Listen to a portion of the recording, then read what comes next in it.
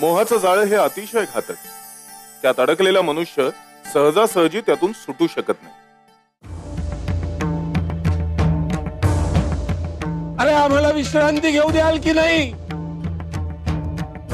आम्ही काय देणं लागतो तुमचं? स्वामी, इथं कोणीच आलेलं नाही. कोणी यायला कशाला हवं? आम्हाला सगळं काही दिसतं. गुरु आहोत ना आम्ही. अरे पण तुला पायावर कुऱ्हाडच मारून घ्यायची सवय असेल तर आम्ही काय करणार? आम्ही फार फार तर तुला सांगू, सावध करू. अरे बाबा पुढे नको जाऊ, खड्ड्यात पडशी. खड्ड्यातच पडायची हौस असेल तर मग आमचा उपदेश काय कामाचा? स्वामी, अहो कोण मारतोय कुऱ्हाड? इथं तर कुणीच नाहीये. आणि कसला खड्डा आहे? एक जण चैनबाजीची धुंदी चढली आहे त्याच्या डोळ्यावर. मग गुरुपदेश कसा त्याच्या दृष्टीत पडेल? स्वामी, अहो कुणाबद्दल बोलताय आपण? अरे नावगाव महत्वाचं नाही, आम्ही कशाबद्दल बोलतो आहोत ते महत्वाचं आहे. आहे एक आमचा शिष्य,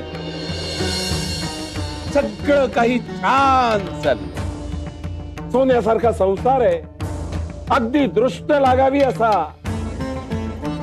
पण त्याच्या संसाराला त्याची स्वतःचीच दृष्ट लागते. म्हणजे त्याला बाईचा नाद आहे. अरे बापरे. अहो स्वामी, मग आता कसं व्हायचं त्याचं? आता त्याचं कसं व्हायचं हे त्याच्या हातात आहे. आम्ही त्याला आता फक्त एकदा सावध करू. तो झाला तर ठीक, नाहीतर इथं पर त्याचा तो. स्वामी, एक विचारलं तर चालेल? पूछो, क्या पूछना चाहते हो?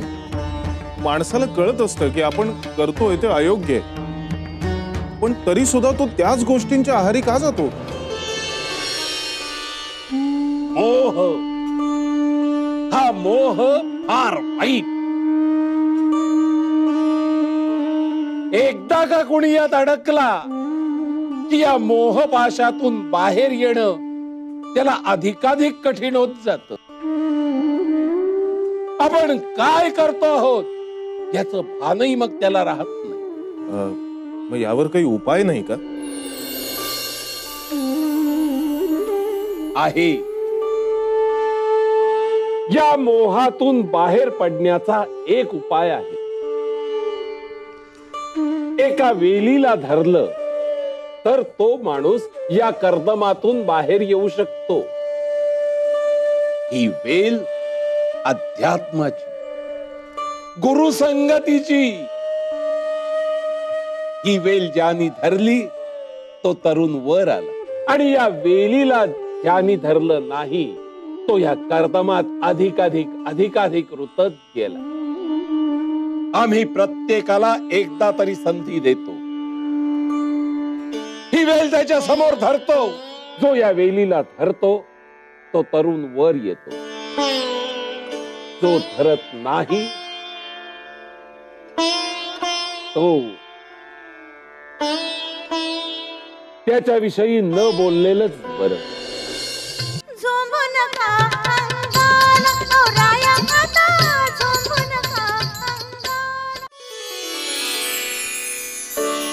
वाह सुगंधा, वाह. तुझं हे लावण्य, तुझं चापल्य, तुझी ही जीव घेणी आता घायाळ केलंस तू आम्हाला. आणि हे काय पायामध्ये चाळ बांधलेत का वीज बांधलीये? आणि गळ्यात तर काय साक्षात सरस्वती आहे असा भास होतो. खरं सांगतो सुगंधा, त्या इंद्राच्या दरबारातल्या अप्सरा सुद्धा फिक्या पडतील तुझ्या पुढे. आणि तो इंद्रही मनातल्या मनात आमचा हेवाच करत असतो. सुगंधा, तुझ्या नृत्य आणि गायन कौशल्यानं जे सुख मिळतं ते स्वर्गातही मिळत नसेल. बेहद खुश झालोत आम्ही तुझ्यावर. अहो किती कौतुक करताय माझं. आज सोहनी उगाचच कोणाला हरभऱ्याच्या झाडावर चढवत नाही बरं का. नुसत्या कौतुकानं स्पोट भरू पाहताय होय माझं. मग बोल, काय हवं तुला? काय हवंय? मागच्या वेळेस सांगितलं होतं मला सोन्याचा हार हवाय म्हणून. तो मिळाला की पुढची फरमाईश सांगते. ते कसं विसरेल मी? हं? हार आणलाय, पण तो तुला नाही मिळणार. म्हणजे असं की हा हार आम्ही आमच्या स्वतःच्या हातानं आमच्या राणीच्या गळ्यात घालणार. कधी कधी माझ्या नशिबावर विश्वासच बसत नाही. गावातली एवढी मोठी, प्रतिष्ठित, श्रीमंत, एवढा दरारा असणारी आसामी माझ्यासारख्या नाचणारीवर प्रेम करते. माझ्यात असं काय आहे की तुम्ही माझ्यासाठी काहीही करायला तयार व्हावं? अगं वेडे, फुलाला काय माहिती त्याच्याकडे काय आहे आणि त्याच्याकडे लोक असं मोहित का होतात? म्हणजे मूर्तिमंत सौंदर्य आहेस तू, आणि त्या सौंदर्यानं स्वतःच मूल्यमापन स्वतःच करू नये. ते काम आमच्यासारख्या दर्दी रसिकांचं आहे. आणि तुझ्यात असं काय आहे याचा विचार तू नको करू. ते काम आम्ही करू ना आवडीने. साक्षात जादूगारी आहेस तू, गारुड केलंस तू आमच्यावर.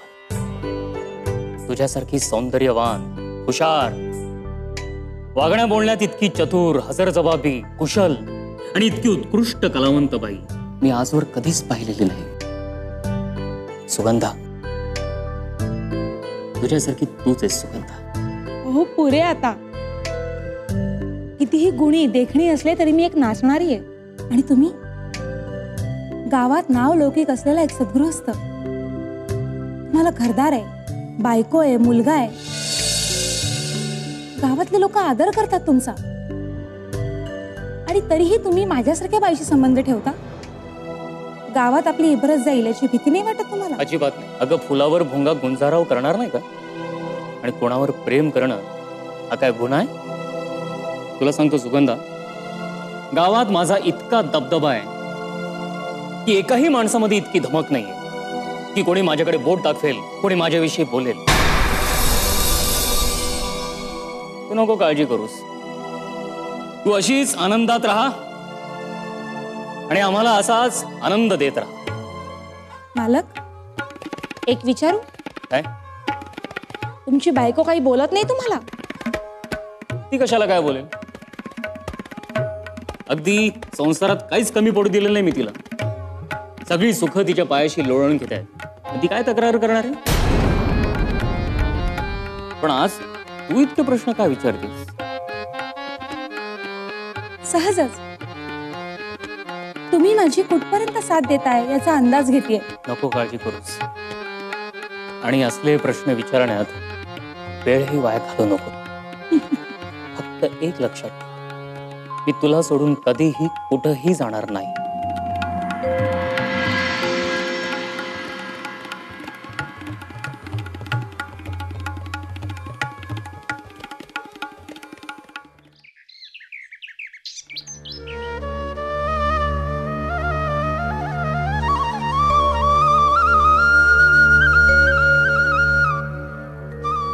मंजुळा, ही त्या सोनीची बायको ना?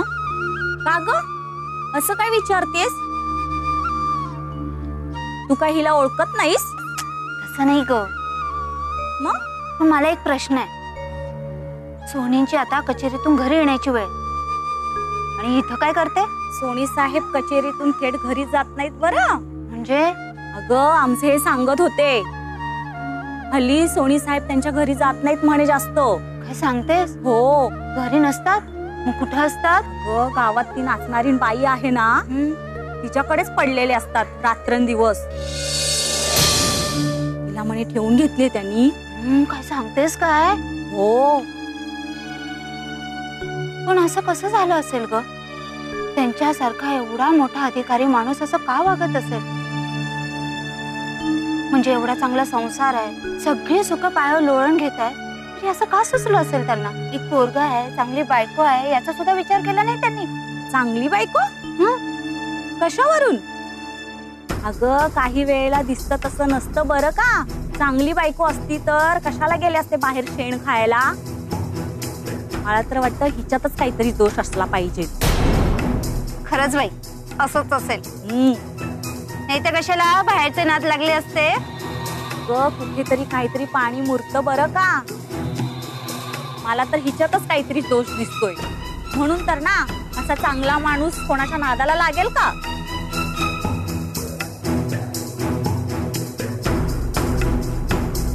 बघ खरं बोललं ना म्हणजे असंच माणसाला झोमतं. मग काय.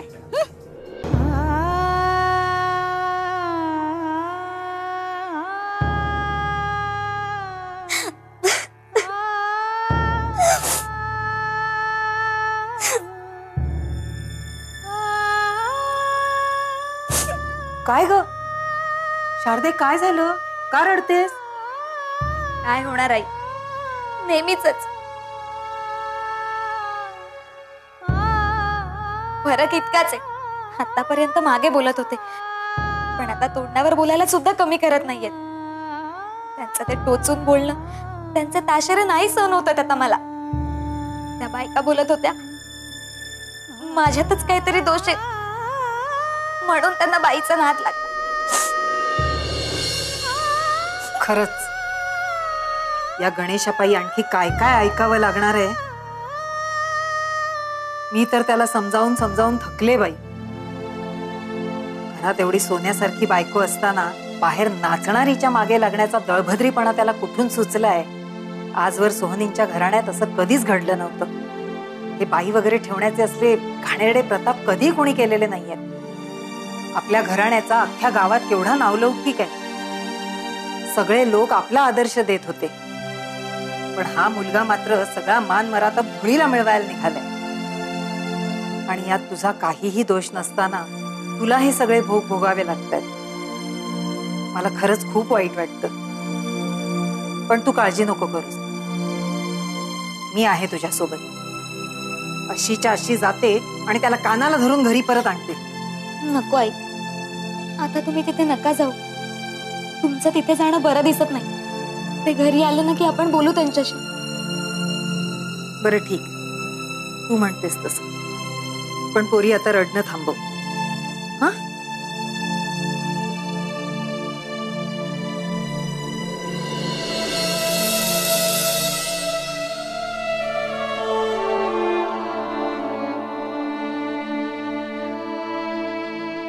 बघताय ना स्वामी, विचारा माझा दुर्दैवी पोर. अहो काय काय ऐकावं लागतंय त्याला. बापाचे प्रताप पाहावे लागतायत. काय वाटत असेल त्याच्या मनाला.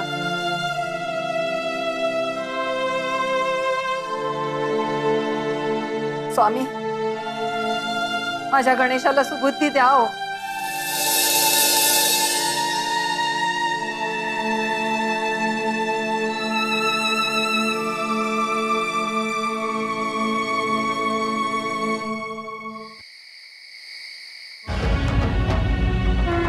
स्वामी, सोहळ्या, तुला किती वेळा सांगितलं आम्ही कुठे निघालो की आम्हाला डोक्यात जाऊ नकोस. तू एवढा शहाणा जाणता तरी सुद्धा तू. माफ करा स्वामी, आपण मला काहीही म्हणा पण आपण असे एकट्याने रात्री बेरात्री बाहेर पडताय, काळजी तर वाटणारच ना. डोळ्या, अरे नको आमची इतकी काळजी करूस. ही दिवस रात्र आम्हीच निर्माण केले. आम्हाला त्याची कसली आली आहे भीती. स्वामी, अहो पण आपणाला ही विश्रांतीची गरज तर आहेच ना. डोळ्या, आपला भक्त चुकत असेल तर त्याला योग्य मार्गावर आणण्यासाठी दिवस रात्र असा भेदाभेद करून आम्हाला चालत नसतो. आमची स्वतःचीही काळजी न करता आम्हाला त्याला योग्य मार्ग दाखवण्यासाठी जावं लागतं. देव पण उगाच मिळत नसतं बाबा. अरे भक्ताला योग्य मार्गावर आणण्यासाठी त्याला नेहमी जागरूक राहावं लागतं. वेळ काळ न पाहता त्याच्या मदतीसाठी त्याला योग्य मार्गावर आणण्यासाठी धावून जावं लागतं. स्वामी, अहो पण भगवंताने भक्तासाठी एवढे कष्ट घेऊनही जर भक्त योग्य दिशेने चालू लागलाच नाही तर मग तो त्या भक्ताचा दोष. अरे भक्त चुकला तरी सुद्धा त्याला योग्य मार्गावर आणण्यासाठी भगवंताला जावंच लागतं. भक्त चुकणारच, भगवंताला चूक करून चालत नाही.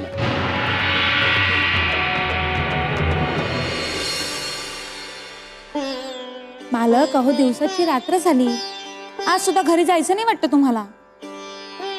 तुला सोडून जावंसच वाटत नाही. आमचं तर जग इथंच वसलंय. म्हणे आमचं जग तर इथं वसलंय. त्याच्यावर प्रेम आहे म्हणता, आम्हाला लाडकी राणी म्हणता, आणि अजून ठेवल्या या खुराड्या. आणि तुमची बायको मात्र त्या महालात राहते. तुला माहितीये सुगंध, आम्ही दुसरा आणखीन एक महाल बांधायला घेतलाय. तो आणि कोणासाठी? आहे आमची एक लाडकी राणी, तिच्यासाठी. तुझ्यासाठीच. लवकरच बांधून पूर्ण होणार आहे. बघ बघ, तसं एखाद्या खरोखरच्या राणीसारखं तुला ठेवतो. नोकर चाकरांची फौज असेल तुझ्या दिमतीला, काहीच करावं लागणार नाही. फक्त एकच काम करावं लागेल, आमच्या तैनातीत राहायचं. ते काय? त्यात कसूर करायची नाही. नाही करणार ना? अगं बाई, खरंच की काय? तोंडातून एक शब्द यायचा अवकाश, लगेच मागणं पूर्ण करता तुम्ही. म्हणून तर तुमच्यावर जीव आहे आमचा.